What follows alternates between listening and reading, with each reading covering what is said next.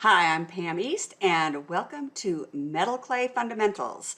And today I am going to be discussing rolling out your clay. Now, this is probably the most basic skill, and it doesn't get enough attention, in my opinion. You read instructions or you watch a tutorial, and it just says roll out your clay, as if everybody knows exactly how to do that. And on the surface, yeah, it's obvious, but there are some little details to fine tune it that can really improve your work. Getting your rolling right is going to improve your end result. You're going to get a better product, and it's going to reduce wasted clay because you're not going to be overworking it. If you're rolling it correctly, you're not having to wad it up and redo it so many times. So let me give you all the tips and tricks for getting your clay rolled out perfectly.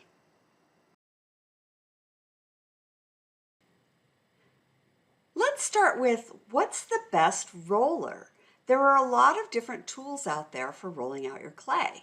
And you're going to see different people using different things, and that's okay. I'm just going to be giving you my opinions on what the best roller is.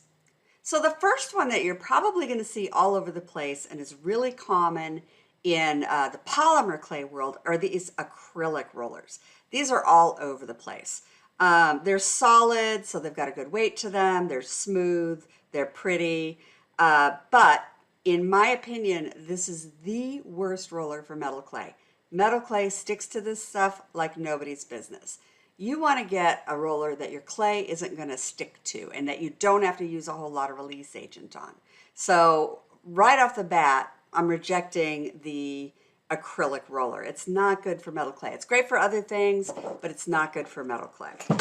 For years and years and years, I used PVC pipe. This is a 1 1/4 inch Schedule 80. You can use Schedule 40 too. Just don't use the cheap thin stuff. But PVC actually makes a really good roller.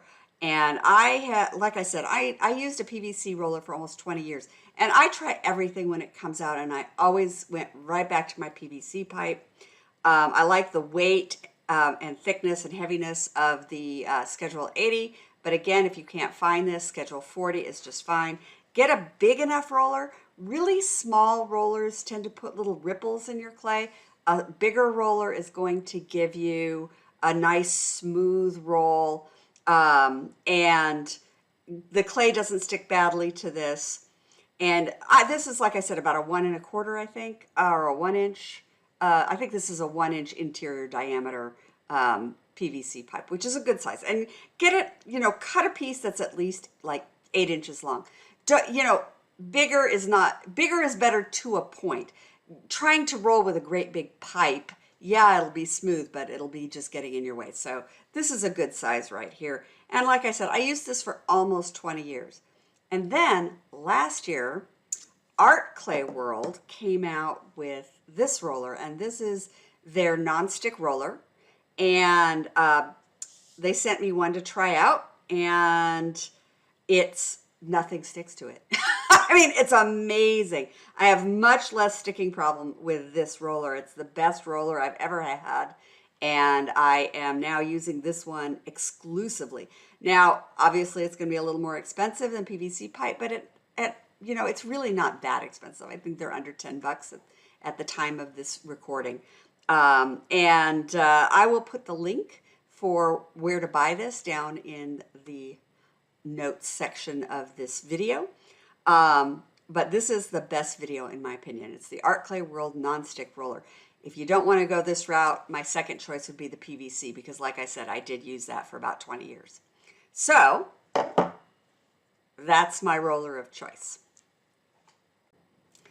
Next, let's talk about your work surface. What are you rolling your clay out on? Because if you're using like an old folding table and the surface is crappy or something that's really bumpy or has gouges out of it, all those little imperfections are going to show up in the back of your work. Also, if your table's not level, that's going to be a real problem. Like it's got an uneven surface, that's going to be a real problem. You need a flat, level surface, and you need it to be smooth and free of little lumps and bumps and things that are going to show up in the back of your clay. So I'm using this. This is a cutting mat, a kitchen cutting mat. I buy these at on Amazon, and they're very smooth, and they'll smooth out most surfaces, maybe not all surfaces. I could actually use my table. I have one of these white discs and it's also very smooth, but because I'm recording, it throws off my white balance. So I need like a medium gray, not a gray, but a medium color to make my white balance better. So, but theoretically with one of these white surface tables, if it's clean and smooth and doesn't have gouges out it, you wouldn't need to put anything on it. If you have a really bad table, I recommend getting a glass cutting board, and I used these for years. This is still one of my preferred surfaces. It's really hard, it's really flat, it's really smooth. You're not going to get any imperfections in the back of your work if you work on a glass cutting board, a smooth glass cutting board. I don't use them in my filming because they're highly reflective, and again, I want to avoid bad reflections when I'm doing filming, so lately I've just been using the cutting mat. Another nice thing about the cutting mat is it's going to keep my work area, my table clean. I'm not worried if I'm not working directly on my table, I'm not going to get it all dirty. But you don't want to roll your clay out directly onto this work surface or onto a piece of glass because it's going to stick to it. And when you try and peel the clay off, it's going to distort. So if I had a texture, I'm going to distort my texture, or if I cut out a shape with a template, I'm going to distort that shape. And I don't want to do that. So I always roll out on a small flexible work surface. And I've got two kinds here. This is a plastic notebook divider, a piece of plastic notebook divider. You can see the whole divider here. This is like you get at the office supply store. They're really cheap, and you can cut one of these. I usually cut it into sixths, and then I've got these nice little pieces, and they're good for a little while. They'll get cut up, and they will, if you put them in the dehydrator or another heated method of drying, they will curl up over time, and then you have to throw them away and get another one. But they're cheap. They're very inexpensive, and they're very smooth, and I really like that. Another choice is Teflex. This is a Teflon, kind of a woven Teflon material. It is used in commercial baking as a cookie sheet liner. You can bake on these. It comes in big sheets and you can cut it up. Some nice features about this: it's a non-stick work surface. It doesn't need as much release agent. You can use almost no release agent on these. They stay flat even when you heat them. They don't curl up. They're good for a long time. They don't wear out as quickly. They are more expensive, but they do last longer, so that's a balance. The only real downside that I see is that they do have a texture to them. They're woven. So you're going to get a little woven pattern on the back of your piece if you roll out on Teflex. That may bother you, that may not bother you. That is your choice. These both work just fine, but those are kind of the pros and cons. Also, obviously the plastic notebook dividers are easier to find than this Teflex stuff. You can go anywhere and get this, but this is good too. So those are the advantage here again is that when I'm rolling out on these flexible work surfaces, I can peel this off the clay rather than peeling the clay off the work surface. And by doing that, I will not distort my clay. Your needle tool is really important. You want to get a needle tool that comes to a very, very fine point, but is rigid. It's not flexible. I'm pushing on it and it's not flexing at all. So you want it to be sharp, laser sharp, very thin, and non-flexible. And this is my favorite, and this is a Moody Precision Probe. I got this on Amazon. And I'll put the link down in the description section.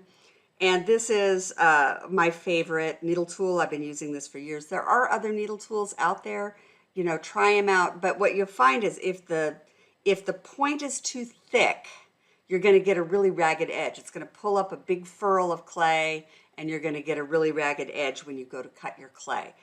So you want it to be very fine. There are other very fine needle tools out there. you know, try them out, see what works for you. But again, this is my favorite. It's very inexpensive and it is readily available on Amazon. And it's the Moody Tools Precision Probe. So when you're ready to start rolling out your clay, um, one of the first things you have to think about is how are you going to roll this out to an even thickness? Because if I just start rolling, I can't, with pressure of my hands, keep it absolutely even.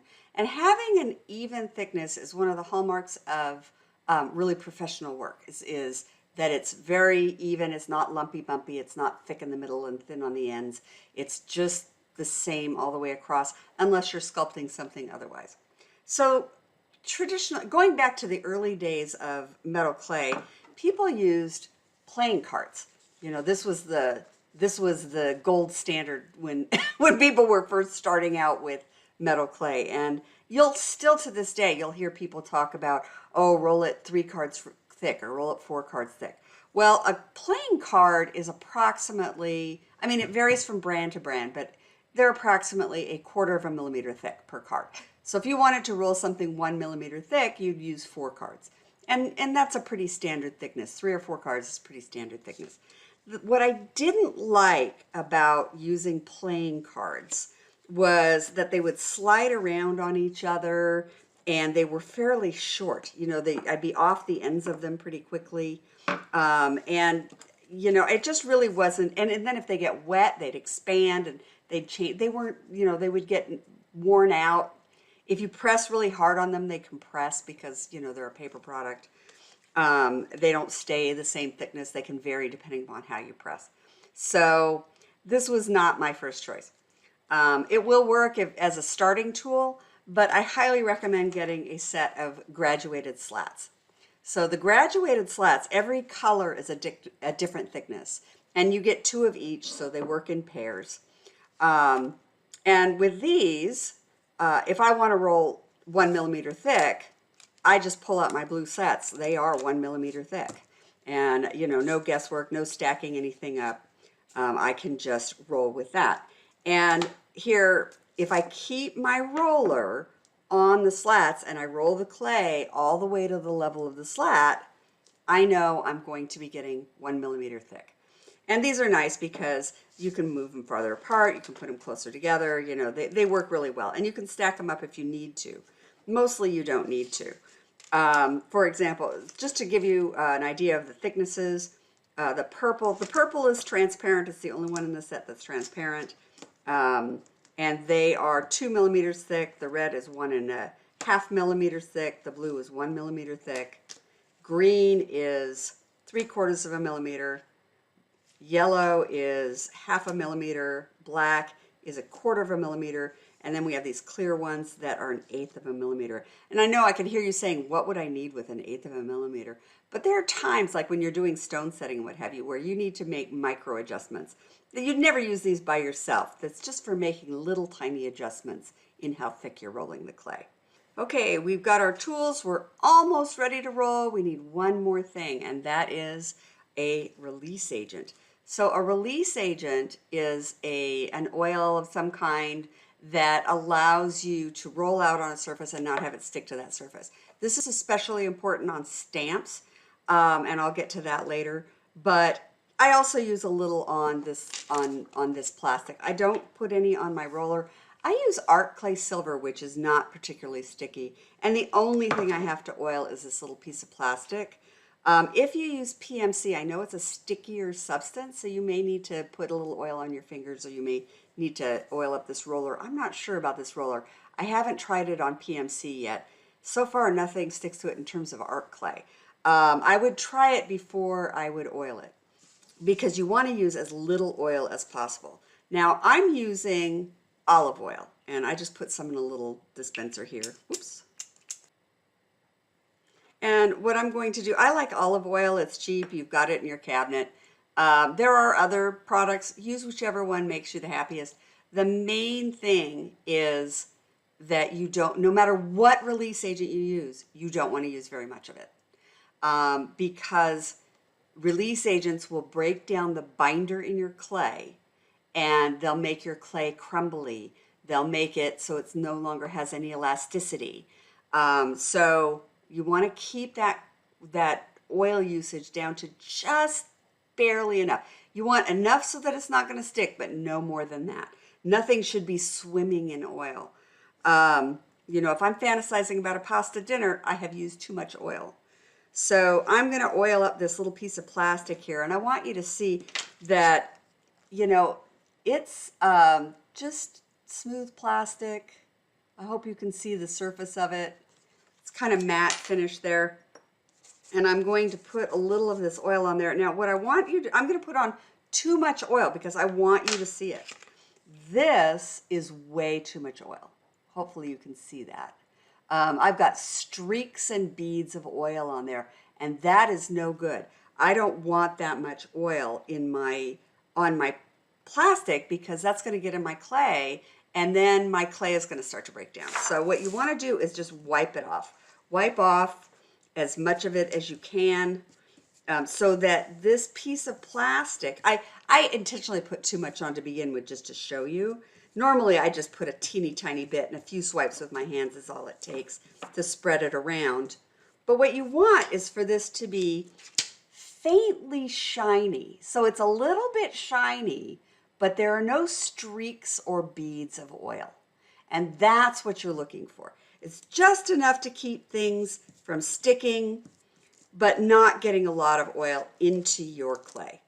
And I can roll out on this piece of plastic several times before I need to reapply any oil.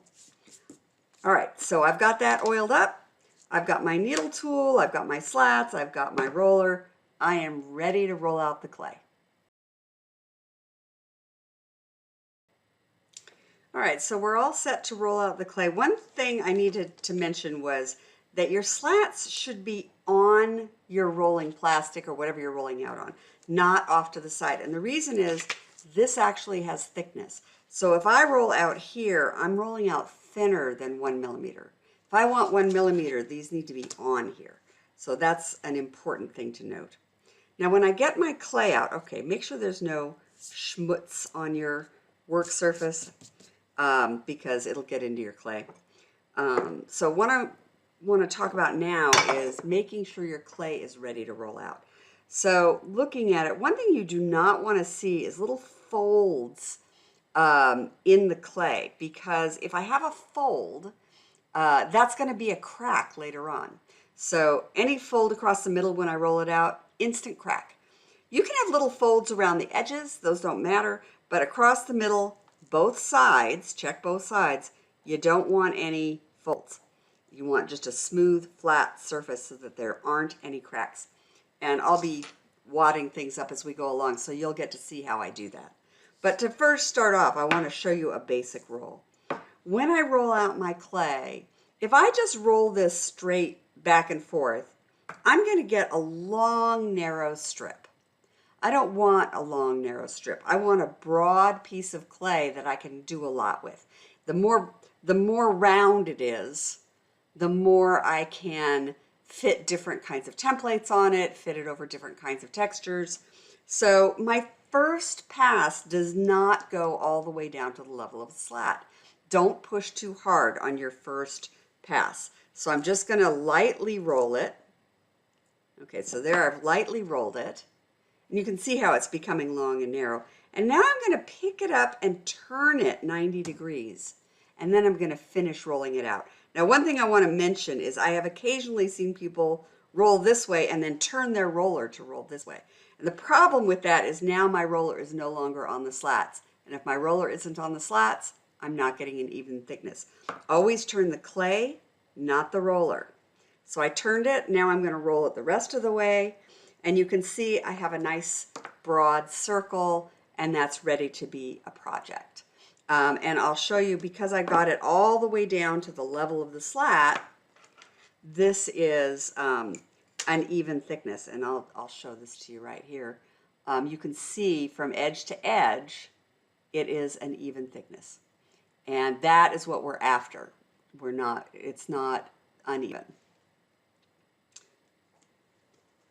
Let me show you some common mistakes that people make when they're rolling out their clay. All right, so I'm going to fold this up, and this is when I'm going to show you how I end up getting, I don't want any air trapped in the clay. So when I fold it, make sure you're pushing from the fold out towards the edges, so you're pushing any air towards the outside. I'm also making sure that any cracks or folds are at the edges, but not across the surface I'm going to be rolling out. And that's the important thing, right? I occasionally see people doing this with their clay. They're rolling it in a ball. And worse, they'll be rolling it in a ball while they're looking around trying to figure out what they're going to do.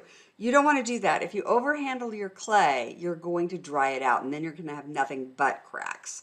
The clay is going to be all dry on the surface and crackly on the surface. You don't want to overhandle it. All your tools and supplies should be out. Any oiling you need to do, any release agents you need to do should be done before you get your clay out. You should know what you're going to do. You know what template you're going to use. You know what stamp you're going to use. You have your steps lined out. Then you get out your clay, because you don't want it drying out, and you certainly don't want to be overhandling it. You don't want to be sitting there thinking and doing this. I see it all the time in my classes. Put that clay down. You can roll it with your hands, but it needs to be very purposeful, because it's very easy to roll cracks into the surface, and you want to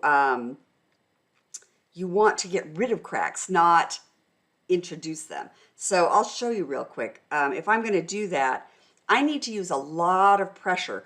I'm pressing on that clay really hard, and I'm kind of smearing it into one smooth ball, but I do like one pass and I'm done.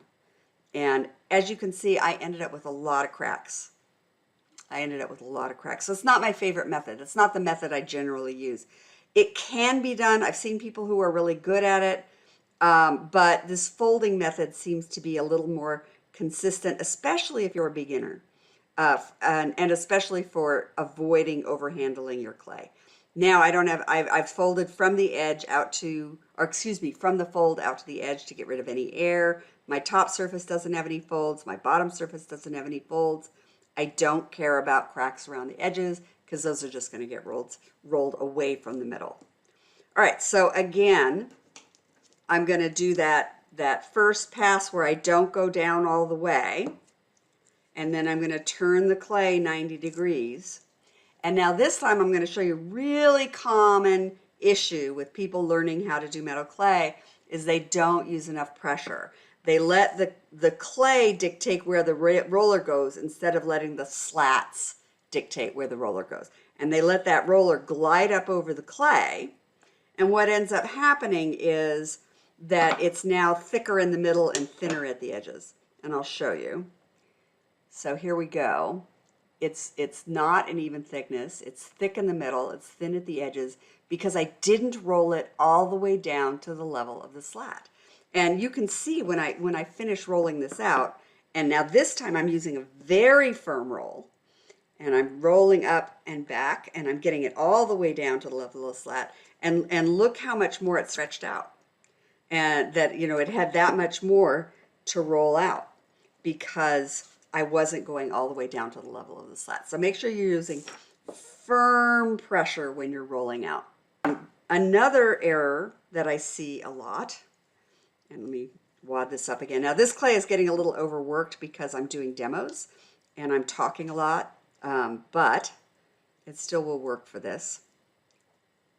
And I'm getting it back so that there's no cracks along the front top, there's no cracks along the bottom. All right. The other thing I see people do is they're rolling out their clay and they're not going past the ends. They're just doing the middle. And you know what happens when you just do the middle is now it is thin in the middle and thick at the edges. So you have to roll past the ends of your clay. Whoops, slipping away on me. You have to roll past the ends of your clay because that's going to get it even all the way across. And you want to do that because otherwise when you're cutting it out, you might cut into a thick part and then you're going to have a thick part in your piece instead of it being even all the way across. Another thing about not going past the ends is if the clay is ever going to pick up on your roller, you're rolling it, and when you roll it back, it comes up on your roller. That usually happens when you don't roll past the ends.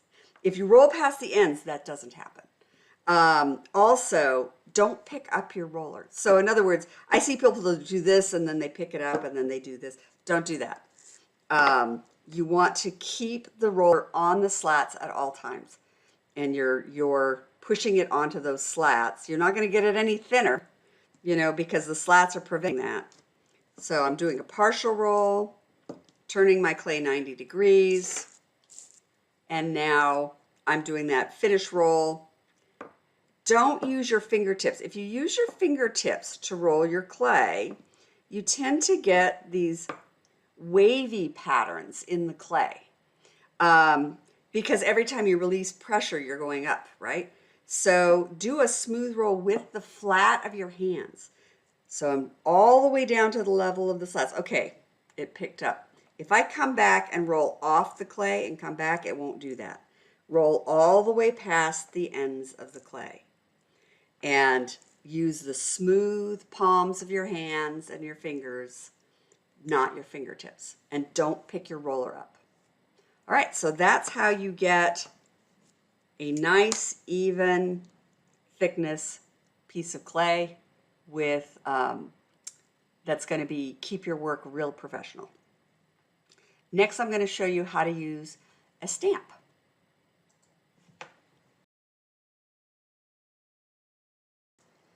One of the best things about metal clay is how easy it is to get really interesting, intricate textures into the surface of the clay. This is one of the things that's really stand out about working with metal clay versus traditional metal smithing techniques. Stamps like this are all over the place. You can get all kinds of texture stamps. I designed this one, but there's a million of them out there. And you can also use things like sandpaper. You can use wallpaper. There's all kinds of ways to get texture onto your stamp, onto your clay. And I'm going to show you how to get a really crisp, clear impression using a texture stamp. So the first thing, of course, is that we want to oil the stamp. You do not want to spend a very unhappy 20 minutes picking clay out of your stamp. And that's what's going to happen if you forget to use a release agent. Now let's say I want to use the middle, and maybe I only want to use this part right here, but I'm going to put the oil way out beyond that, because when I put the clay down, it's not only going to be there, it's going to be all over this thing, and it's going to stretch when I roll it out. So I want to make sure that even if it comes up in the middle, it's not sticking way out here. So I really extend that. I do not want any oil pooling in the stamp. I want it to be just shiny, but no beads of oil, no pools of oil. And I'll try and tip this so that you can see it's just shiny, but it's not got, like I said, gobs of oil, and there's no streaks of oil or beads of oil on it. So that's ready to go. One of the keys and again, I'm just putting a tiny bit of oil on this and rubbing most of it off because I don't need the plastic to have more than just the barest sheen on it. The key to getting a really crisp impression is pre-rolling your clay. If I take a lump of clay and I just set it on here and start rolling it out, it has to stretch a long way. And that results in doubled images or fuzzy images. And we want this to be really crisp and precise. So we're going to pre-roll the clay just a little thicker than we want the final roll on the stamp. So I'm going to pre-roll the clay with the red slat. That was 1.5 millimeters thick. And I'm going to roll on the stamp with the green slats. The green slats are 3/4 of a millimeter. This is probably the most common combination I use. Pre-roll with the red, roll onto the stamp with the green. I use this all the time. It's my pendants and all kinds of things that I do. the formula, if you want one, for figuring out how thick the pre-roll should be. Your pre-roll should be 1/2 of a millimeter to 3/4 of a millimeter thicker than you want your final roll. The red is 3/4 of a millimeter thicker than the green. Now, if I was using blue, I'd still use the red because the red is 1/2 a millimeter thicker than the blue. So I'm 1/2 a millimeter to 3/4 of a millimeter. If the difference is less than 1/2 a millimeter, you won't get a good impression in your stamp because it's just not enough thicker to press down well. If if the difference between your pre-roll and your roll is more than 3/4 of a millimeter, if it's thicker than that, it's too much clay and it has to stretch too far and you end up with those doubled images or those fuzzy images. So that 1/2 to 3/4 is what I found to be just right. So there it is. And now I'm going to do it. And here's my clay, and I want to make sure that there's no cracks or folds across this surface on either side because that will translate into a crack in my piece. And now I'm going to pre-roll with that red. Now again, I'm going to do a partial roll. I don't want a long, thin piece. I'm going to turn it 90 degrees, and then I'm going to roll all the way down to the level of the slat with that smooth, continuous roll. Now I'm going to place this is all even thickness, 1.5 millimeter, and I'm going to place it on my stamp, and it's all ready to roll out. The key with rolling on a stamp is never start here and roll across. Always start in the middle. And the reason is, if I start here, it's going to be all stretching in that direction. And that's a long way to go. It's a lot of material to stretch that way. And it might end up getting doubled or fuzzy. If I start in the middle, it only has to stretch half as much, and then the other half will come this way. And neither direction is so much that you're going to get a fuzzy image. You want to be very firm. You want to get all the way down to the level of the slat with that smooth, solid roll, and do not pick up your roller and go past the ends of the clay. So here's my smooth roll. I'm going all the way down to the level of the slat, past the end of the clay. Don't pick up the roller. Come back past the end of the clay. That's it. I'm done. Just that one pass up and down. The more you go over this, the more chances of picking it up and getting a doubled image. The key to getting it off the stamp is you want to take the stamp off the clay, not the clay off the stamp. Because again, I don't want to stretch this and end up distorting that image. So let gravity help you. Turn this thing over, and then I'm going to just use my thumb to ease this out of the stamp, and I'm peeling the stamp off the clay. No distortion of the image that way. And here it is. I have a beautiful, perfect impression, no doubling, crisp and clear. But Pam, I hear you say, I want to use this stamp and I want this over in the corner. I don't want the middle of the stamp. How do I roll it close to the edge of the stamp? This comes up all the time. So let's say I want to do this part of the stamp. And now what am I going to do? If I lay the slat on there, I'm covering up part of the design. And I don't want to cover up that part of the design. But if I put it here, it's lower than the stamp. It's not doing anything. I'm not getting that even thickness. So how do I fix this? Well, as it turns out, there's a super easy way to fix this.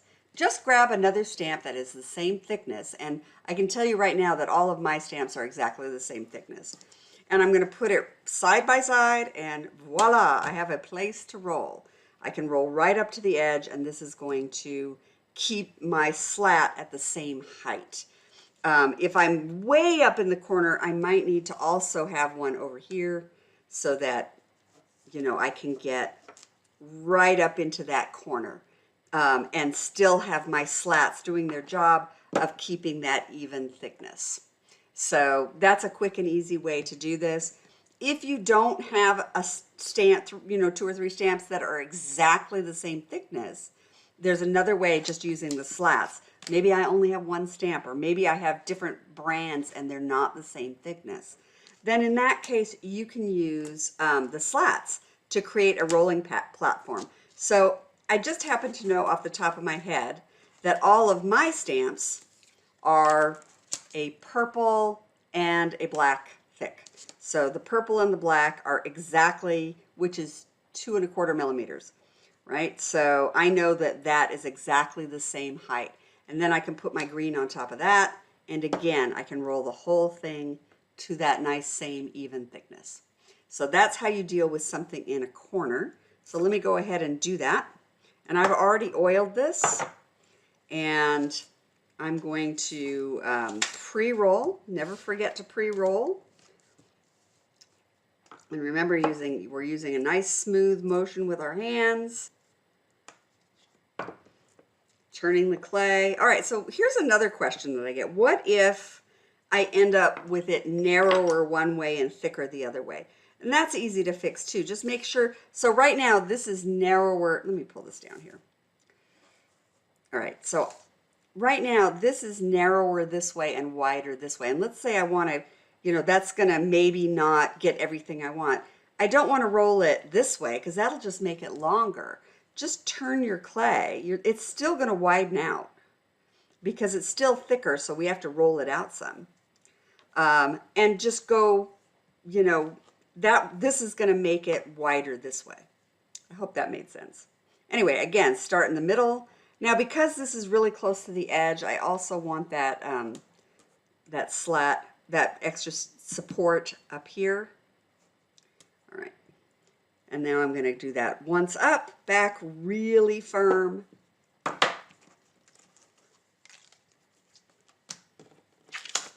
And again, I'm going to let gravity help pull this out, and I'm going to just peel the stamp off the clay. I'm not peeling the clay off the stamp.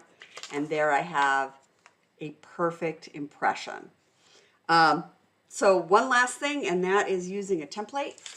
So let's go over how to use a template properly. The templates are nice because you can get the same shape in a lot of different sizes, and it stores really easily. You can stack up 100 of these in just a little bit of space. And the key with using a template is you need to keep your needle tool straight up and down. It needs to be perpendicular. It needs to be perpendicular to the template opening. If I'm holding my needle tool at an angle, I'm going to undercut, or I'm going to have some kind of weird wedge. So keep it perpendicular. And when I lay this on there, I'm going to decide which one I'm going to use. Here we go. I'm going to go right like this. I'm going to lay this on the clay, and then I'm going to hold it. My fingers are holding the template down so that nothing shifts, but I'm not on top of the clay. I'm not pushing on the clay and squishing the clay.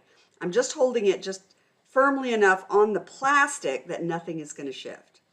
I'm also using positive pressure. So if I try and follow this line, it's going to be kind of wavy. But if I press against that line, the needle tool is going to glide right along it. So push against the outside of your template shape. So I'm going to go down, I'm going to push against the template shape and very easily cut that. And et voila. We have what could be a little earring or a little pendant piece. And that's how you use the templates. And that is your rolling out clay video, and I hope you'll join me next time.